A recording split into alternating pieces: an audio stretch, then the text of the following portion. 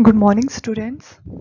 Today we are going to study part 3 of 8th chapter. The name of the chapter is How do organisms reproduce?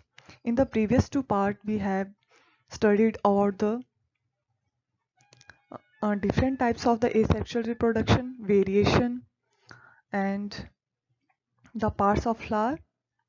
Now in this part we will study how the pollination occurs, and after the pollination how the fertilization occurs in the plants, and after the fertilization how the ovule is converted into the seed and how seed germinate into the new plants. As in the previous part we had studied about the parts of the flower, and in the parts of flower we had studied about the male and female part of the flower. Male part was the androecium and female is the gynoecium. Now, how the pollination occurs in the plant. Today we will study about this. First, we have to know what is the pollination. Pollination is the process of transfer of pollen grains from anther to the stigma of flower is known as pollination. So pollination क्या है? Transfer of the pollen grain from one flower to the stigma of another flower is known as the pollination, and it requires for the fertilization. Pollination has two types: self pollination, that is also called autogamy, and cross pollination, also called as the allogamy. First is the in self pollination, transfer of pollen grains take place from anther to the stigma of the same flower or the another flower of the same plant. While in the cross pollination, the pollen are transferred from anther to the stigma of another flower. Many pollinating agents play a role in the cross pollination. For example, water, wind, insect, birds, bats, etc. So basically pollination two types होती है, एक self pollination, second is the cross pollination. Self pollination में क्या होता है, जो transfer of the pollen grain है वो सेम फ्लावर के स्टिग्मा पे ट्रांसफर होते हैं, या तो एक ही प्लांट के दूसरे फ्लावर पे जो पोलन है वो ट्रांसफर होते हैं. जैसे कि इस पिक्चर में भी आप देख सकते हैं, ये फ्लावर है, दो टाइप के होते हैं, एक सेल्फ पॉलिनेशन, सेकंड बताया है cross pollination.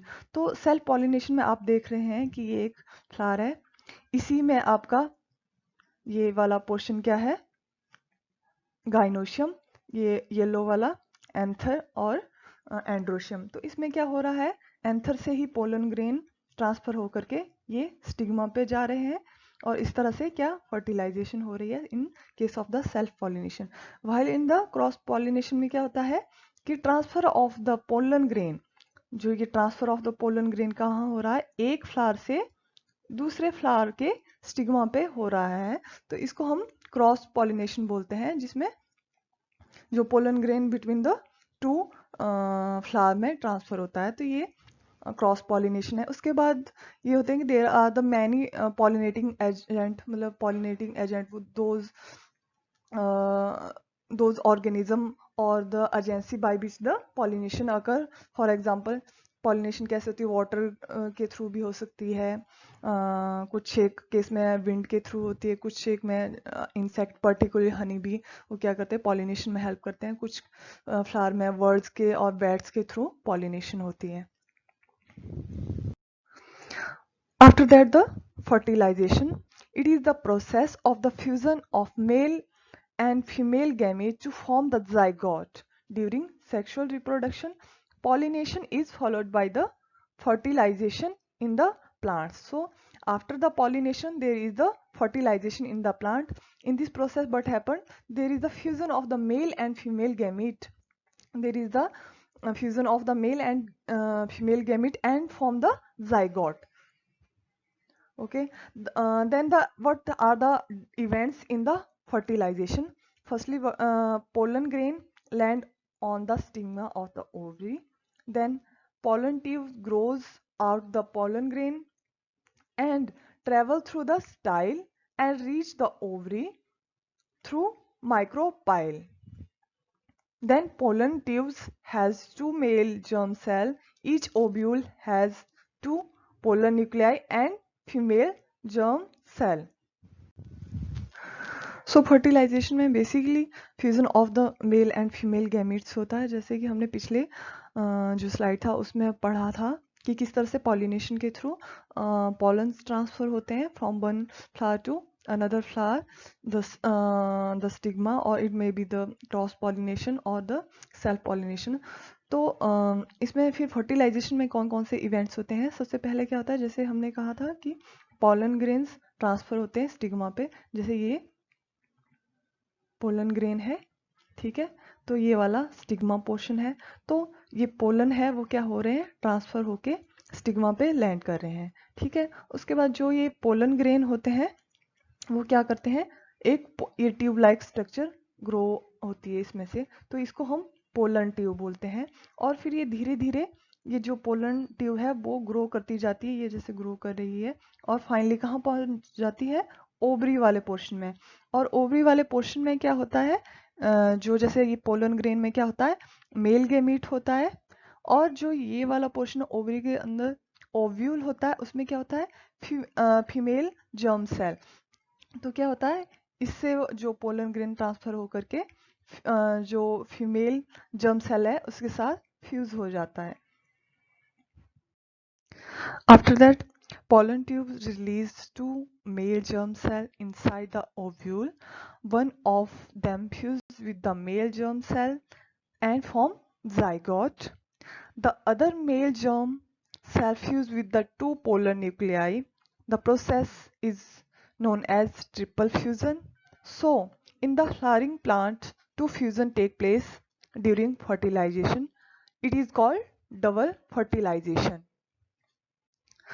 So after growing of the pollen tube into the ovule, तो क्या होता था, जो बेसिकली इसमें कहा था ना, जो पोलन ग्रेन्स होते हैं उसमें टू मेल गैमीट्स होते हैं, तो उसमें क्या होता है, जो एक वाला मेल गैमीट है वो किसके साथ फ्यूज हो जाता है, यहाँ पे जो ये क्या है, ओव्यूल का स्ट्रक्चर है, ठीक है।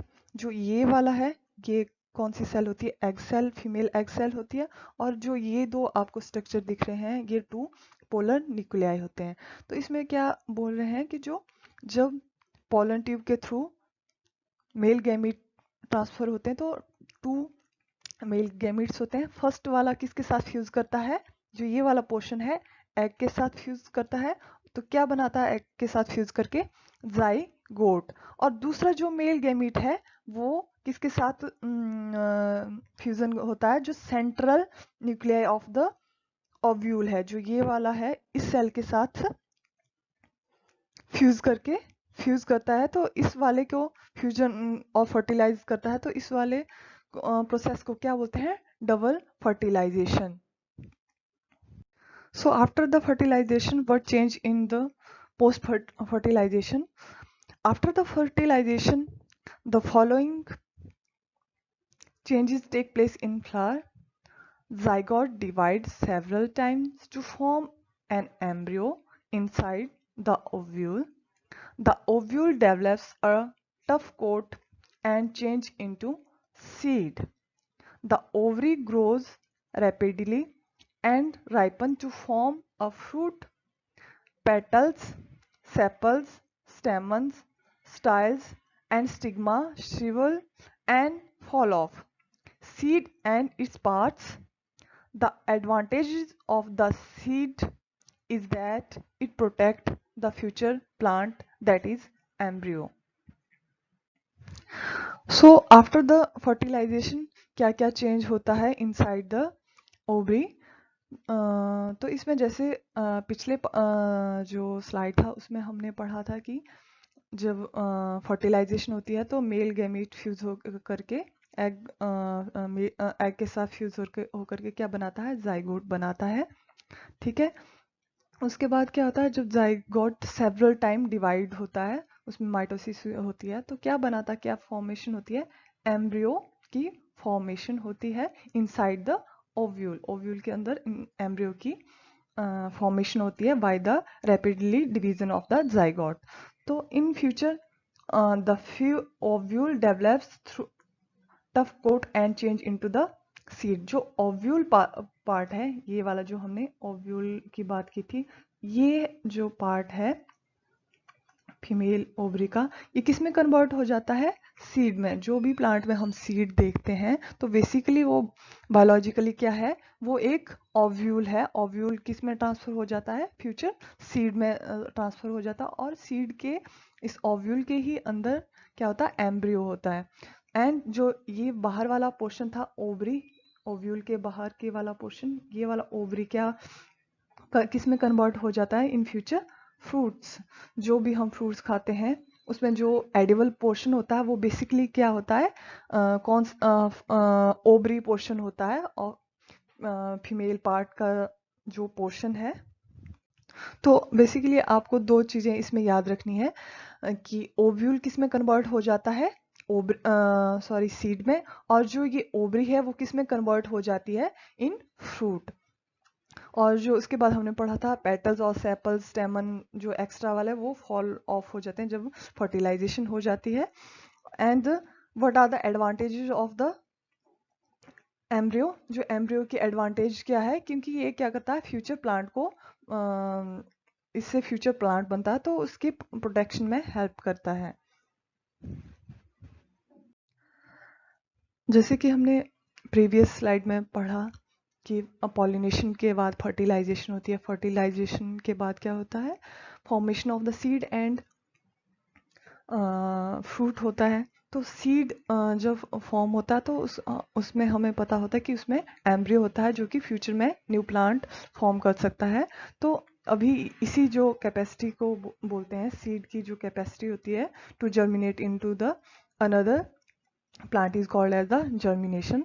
तो बेसिकली पहले हम पढ़ेंगे the part of the seed. Seed के कौन कौन से पार्ट्स होते हैं? सीड के बेसिकली टू पार्ट्स होते हैं, कॉटिलीडन, याद रखना है, और उसके बाद एम्ब्रियो।